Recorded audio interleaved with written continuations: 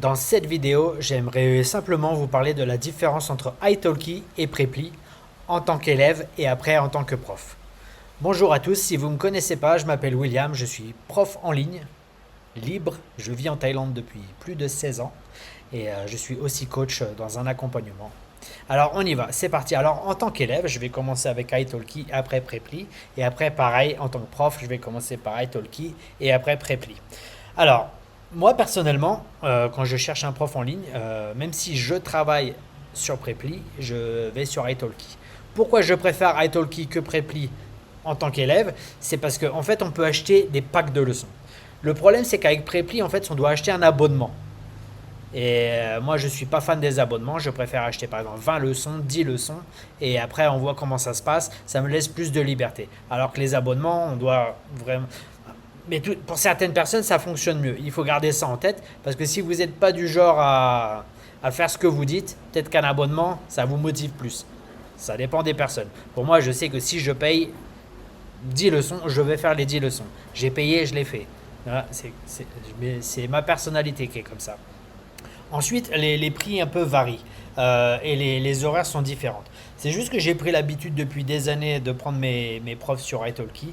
Euh, c'est comme ça. J'ai juste le seul problème, c'est qu'à l'heure d'aujourd'hui, j'aurais pu continuer sur Preply à chercher les profs, mais j'aime pas le système d'abonnement. C'est juste une raison personnelle. Alors, à vous de choisir. Je pense qu'il y a vraiment beaucoup de profs sur italki, beaucoup de profs sur Preply à peu de choses près, à part ce système de paiement qui est différent, c'est à peu près la même chose. Ok, alors on y va. Côté prof, alors là il y a quand même beaucoup de choses à dire. Alors j'ai travaillé des années et des années sur italki. Je crois que j'ai plus de 1500 leçons données sur italki. Et j'en ai à peu près la même chose sur Preply. Alors avant, italki c'était le top, il y a quelques années.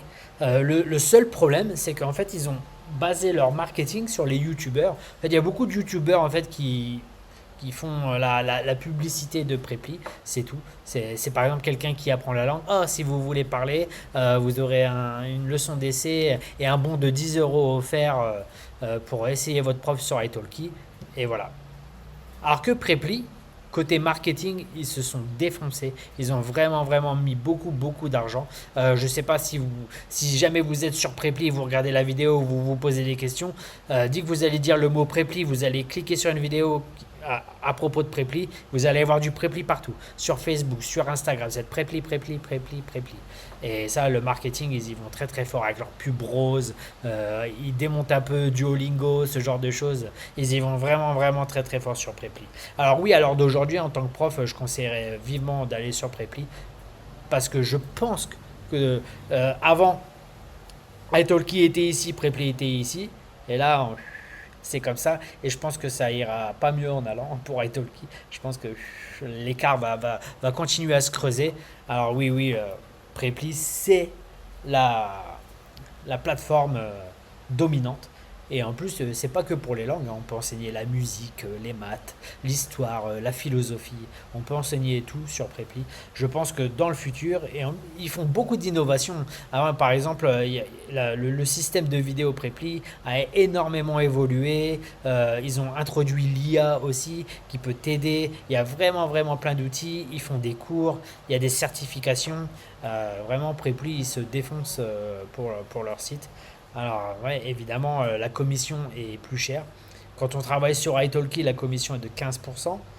Sur Preply est à 18% après 400 heures, mais au début c'est 33%. Alors c'est un énorme écart. On peut vous trouver un flux d'élèves énorme sur Preply.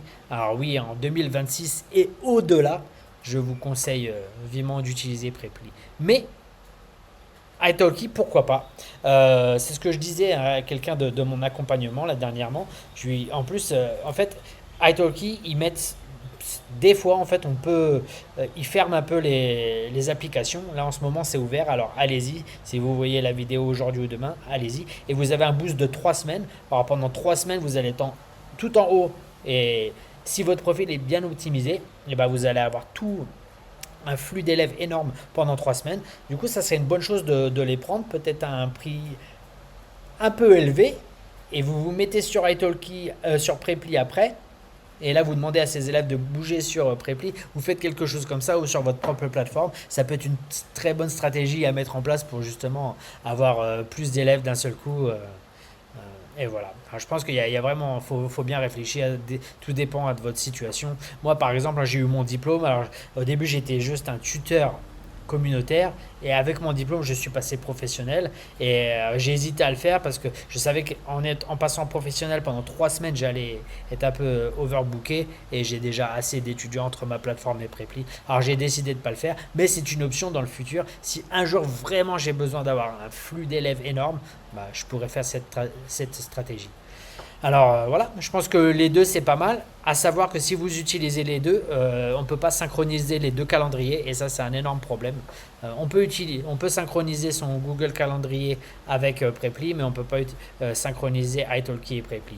Du coup, si vous êtes majoritairement sur Preply, je vous conseille de quand vous avez un cours, quelqu'un vous demande un cours sur italki, de pas l'auto-acceptation, ne pas le mettre, mais c'est vous qui devez accepter manuellement. Comme ça, s'il y a un problème, vous contactez l'élève et vous lui dites désolé, j'ai déjà un autre cours, est-ce qu'on peut faire ça 1 heure plus tard, 1 heure plus tôt ou un autre jour, tout simplement. Voilà, c'était une vidéo très très simple. Une fois de plus, si vous commencez l'enseignement en ligne et que vous recherchez une communauté, que vous recherchez des ressources pour pouvoir enseigner et une méthode pas à pas pour avoir vraiment un profil optimisé et un flux d'apprenants non-stop, c'est le premier lien dans la description. Je vous souhaite une bonne journée et je vous dis à bientôt. Salut, salut.